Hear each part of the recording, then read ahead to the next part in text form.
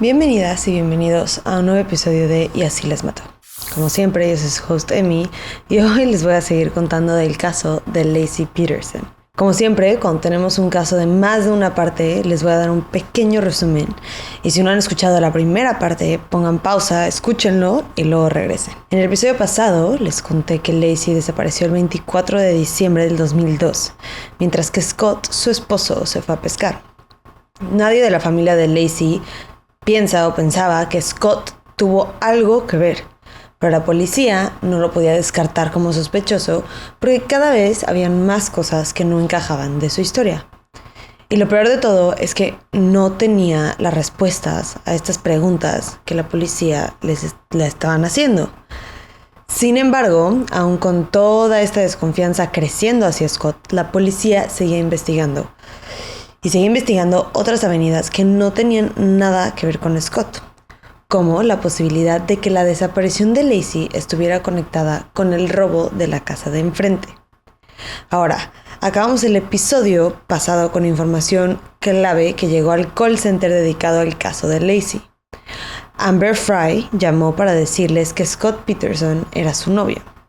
Obviamente esto no es todo lo que pasó y todo lo que conté en el episodio pasado, pero espero que haya sido suficiente para que se acordaran un poco de lo que hablamos. Y antes de empezar, no se les olvide el Patreon. Esta semana Elizabeth se inscribió para probarlo gratis 7 días. Muchísimas gracias y espero que te quedes mucho tiempo a escuchar todos los episodios exclusivos que subo ahí. Justo acabo de terminar de investigar el último episodio del Patreon del mes, que es del asesinato de una mujer en Hollywood que se llamaba Elizabeth Short. Es un misterio clásico que ha inspirado muchísimas películas, así que no se lo pierdan. Y ahora sí, vamos a empezar.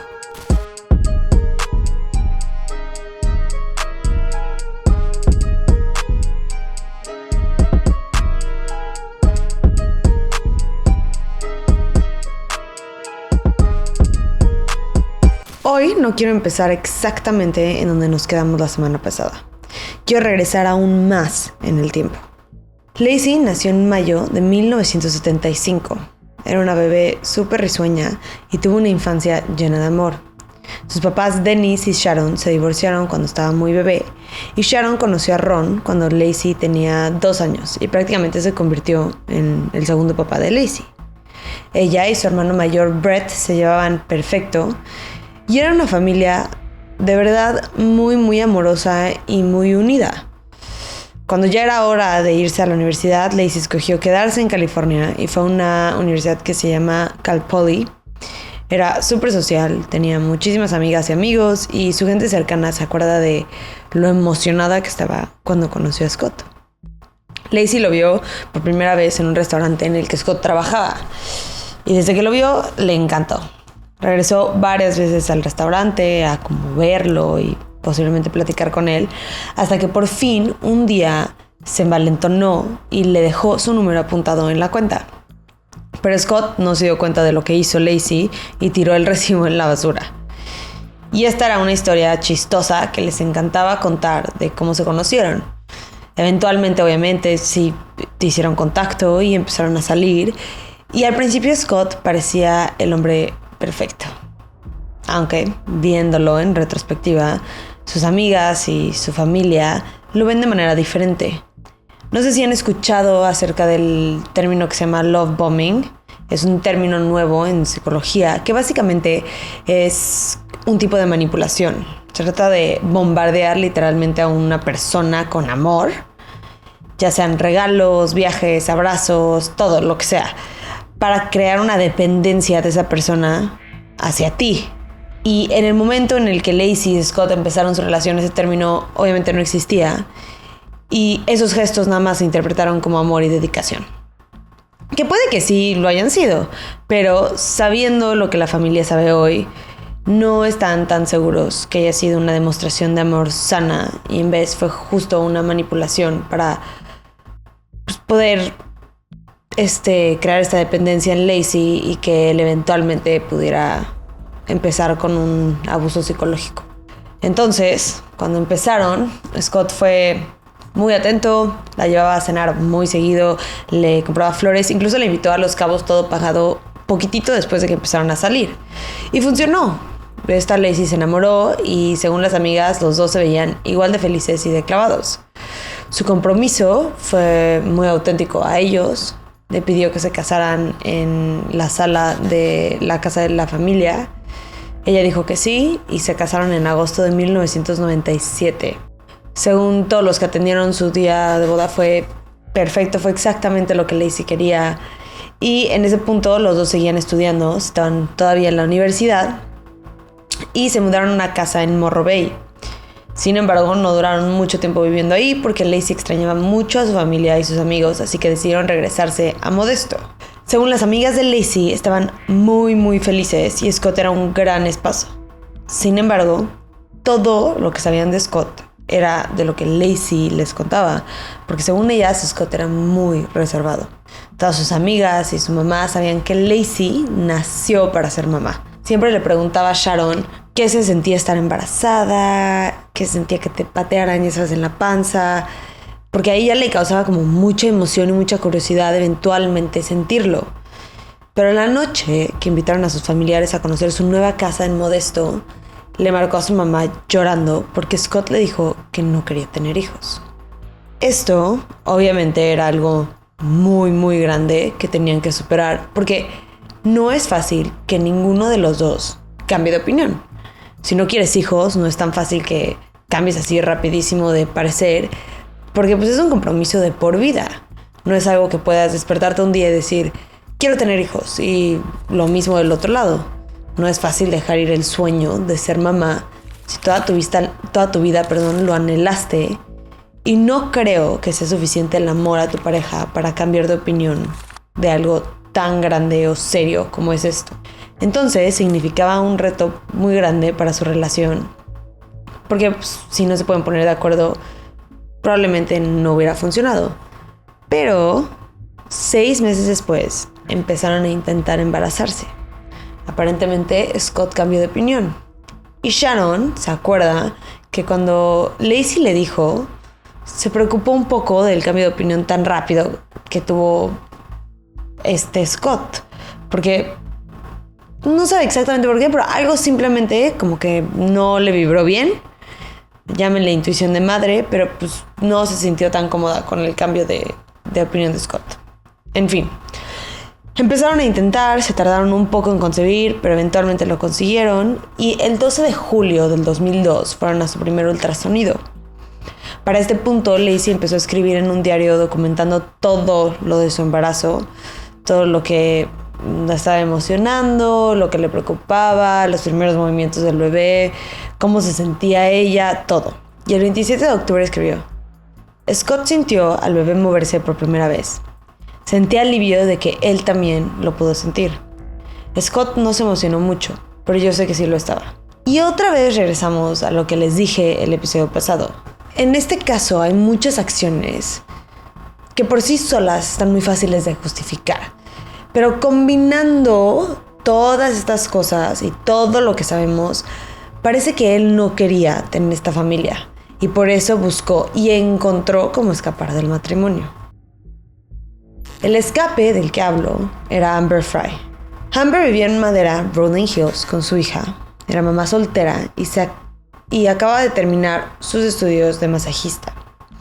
Un día una amiga suya le contó que conoció a un hombre que era muy chistoso, muy carismático, guapo y que estaba buscando a la indicada. O sea, que iba por algo serio. Y Amber estaba buscando lo mismo. Tenía una hija que cuidar y no quería estar perdiendo el tiempo con cualquier hombre.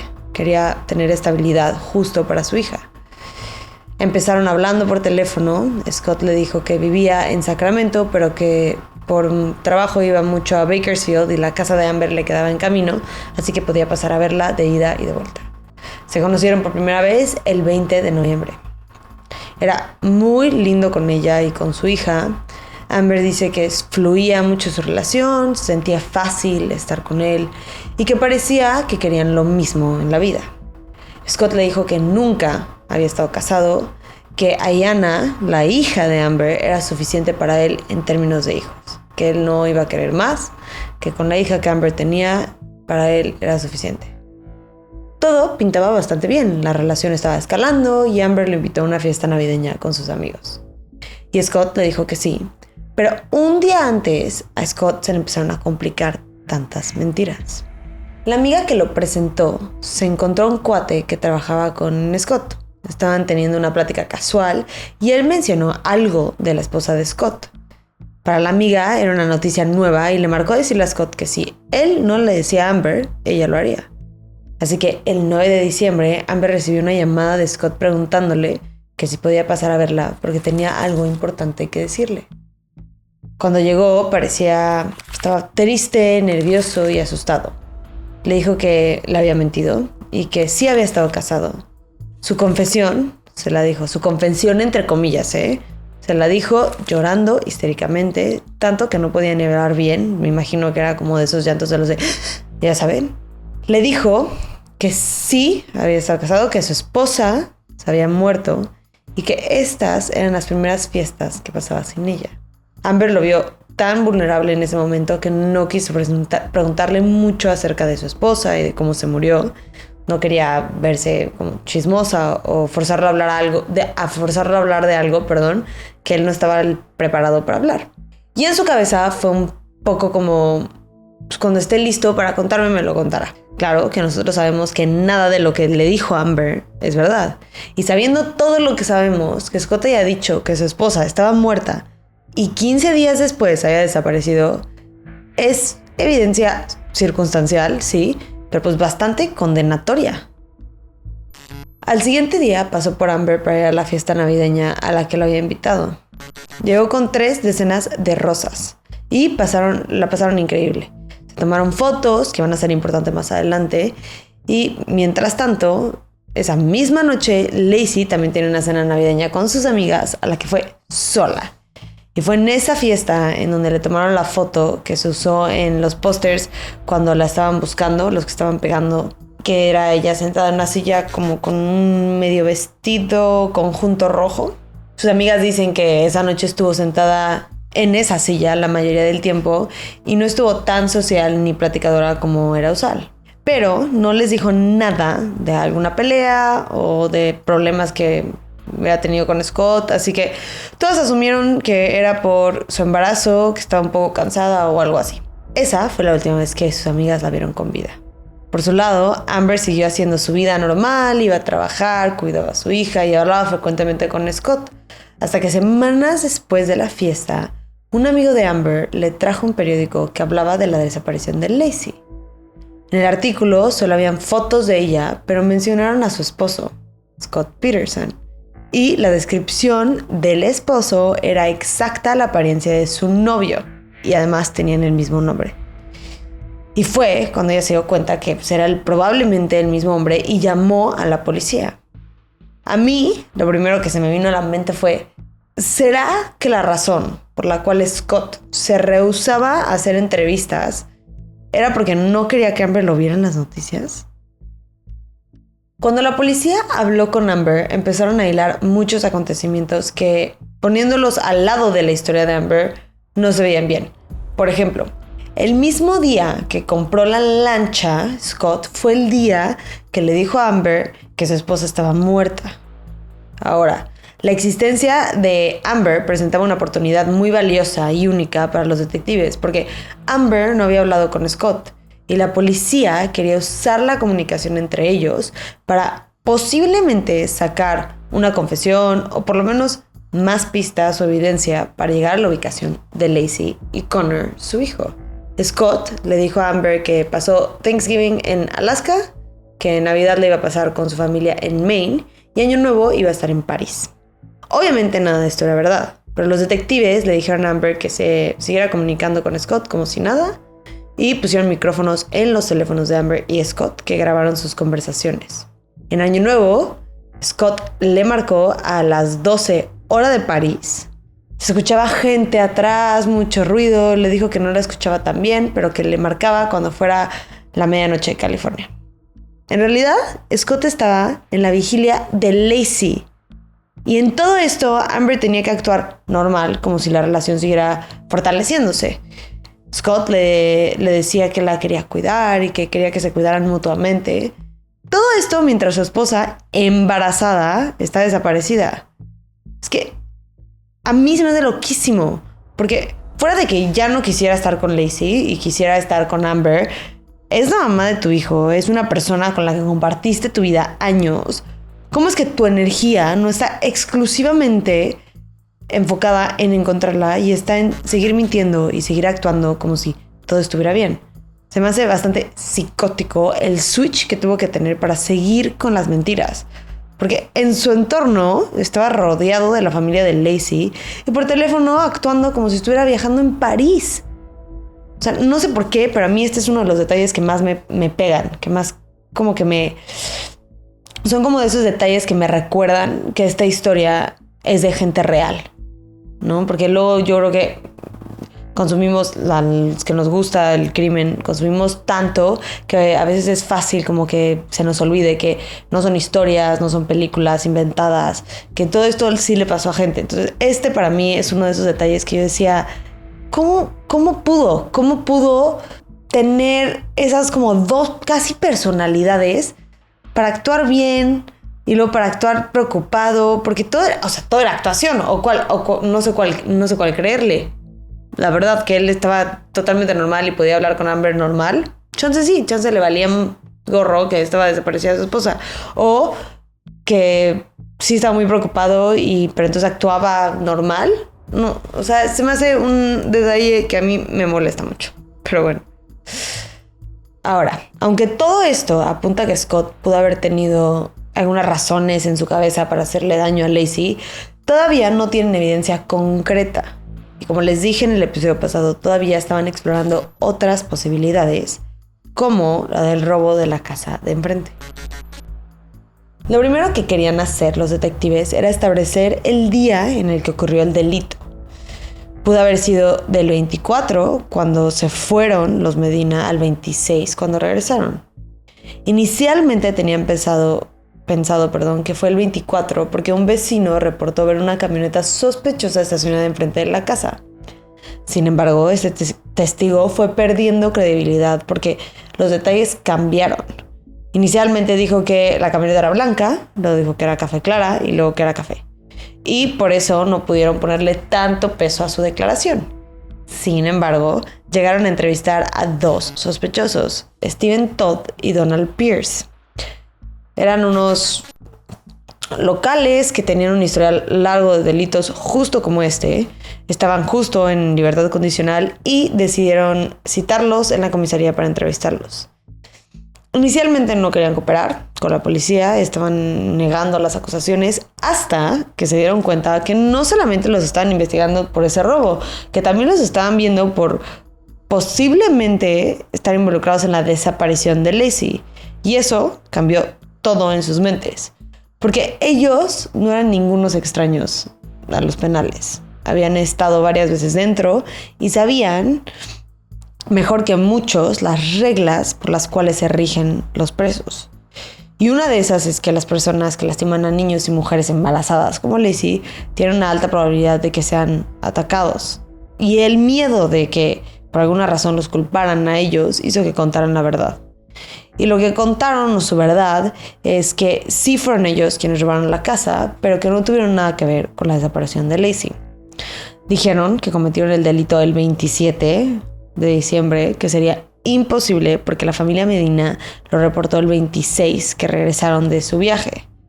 Y este detalle o equivocación la interpretan diferente los policías y la familia de Scott.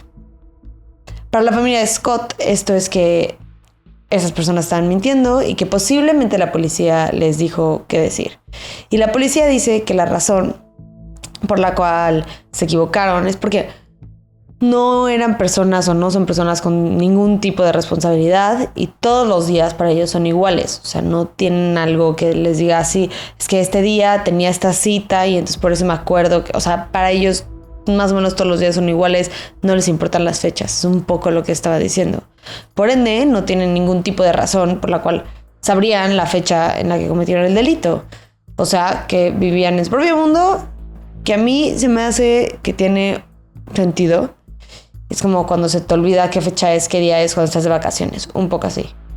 Y para estar más seguros, les hicieron un polígrafo. Y según los detectives, los sospechosos estaban pidiendo, casi rogándoles que se los hicieran para que pudieran comprobar que ellos no tuvieron nada que ver con la desaparición de Laci. Y pasaron el polígrafo. Además, descubrieron que tenían una coartada el 24 de diciembre y con toda esta información establecieron que el crimen ocurrió el 26. Este punto, en cuando ocurrió el crimen, es uno de los que la familia Scott resalta muy seguido cuando hablan del caso. Para ellos no tiene sentido o no creen que se hayan metido a asaltar a la casa el 26 porque la calle estaba repleta de gente, policías y medios de comunicación. O sea, no les hace sentido que alguien quiera robar una casa tome el riesgo de meterse a esa casa cuando hay tanta gente ahí que los puede ver. Pero cuando los policías les preguntaron al respecto, ellos dijeron que sí vieron que había gente, pero que estaban un poco más,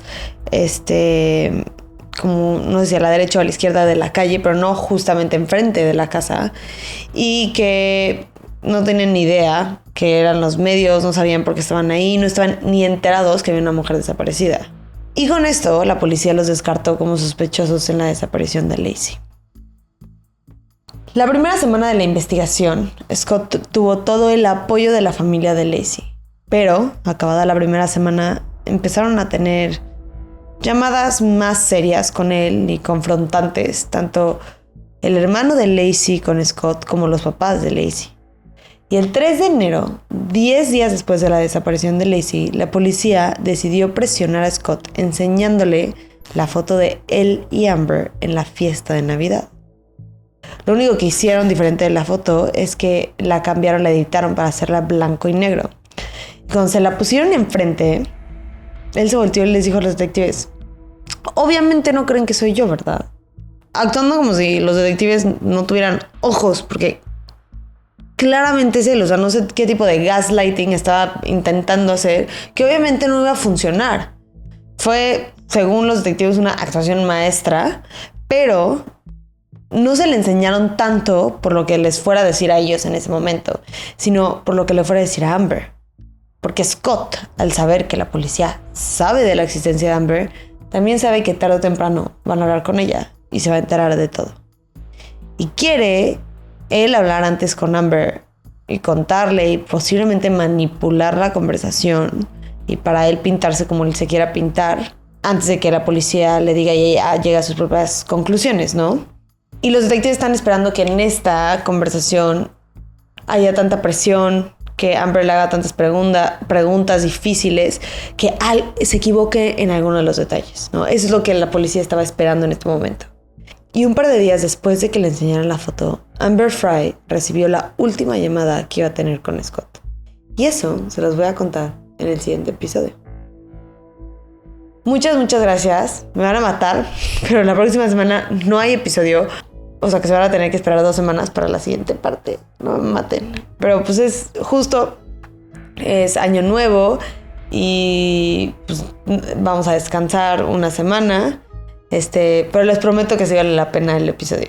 Feliz año nuevo a todos ustedes. Muchísimas gracias a todos los que me empezaron a escuchar este año y a los fans que me han acompañado desde que lo empecé. Amo hacer este podcast, así que muchísimas gracias por escucharlo semana tras semana.